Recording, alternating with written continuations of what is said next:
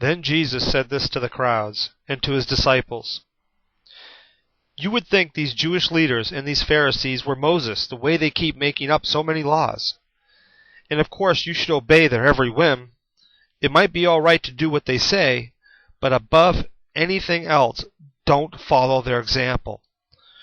For they don't do what they tell you to do. They load you with impossible demands that they themselves don't even try to keep. Everything they do is for show. They act holy by wearing on their arms little prayer boxes with scripture verses inside, and by lengthening the memorial fringes of their robes.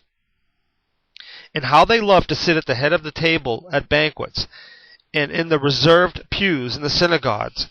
How they enjoy the deference paid upon them on the streets, and to be called Rabbi and Master.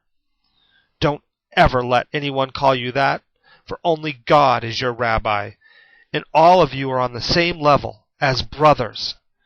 And don't address anyone on here as Father, for only God in heaven should be addressed like that. And don't be called Master, for only one is your Master, even the Messiah. The more lowly your service to others, the greater you are. To be the greatest, be a servant.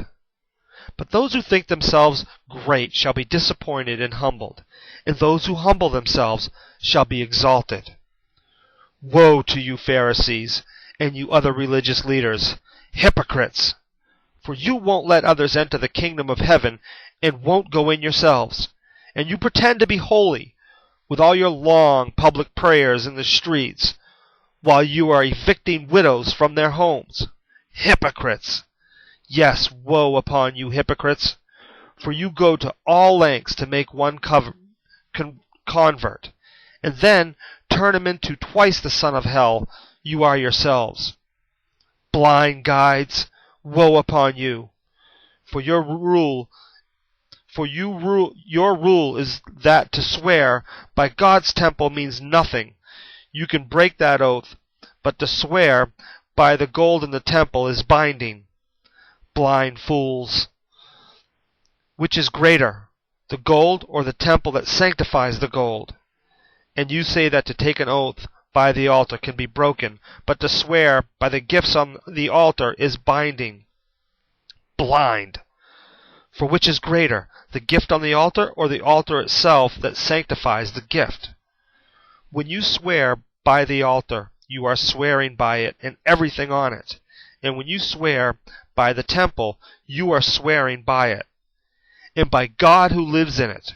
And when you swear by heavens, you are swearing by the throne of God and by God himself. Yes, woe upon you, Pharisees, and you other religious leaders, hypocrites!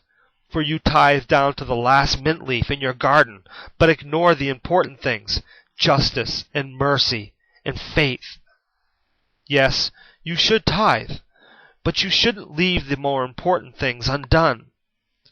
Blind guides, you strain out a gnat and swallow a camel. Woe to you, Pharisees, you and your religious leaders, hypocrites! You are so careful to polish the outside of the cup, but inside is foul with extortion and greed. Blind Pharisees! First cleanse the inside of the cup, and then the whole cup will be clean. Woe to you, Pharisees and you religious leaders! You are like beautiful mausoleums full of dead man's bones and of foulness and corruption. You try to look like saintly men, but underneath those pious robes of yours are hearts besmirched with every sort of hypocrisy and sin.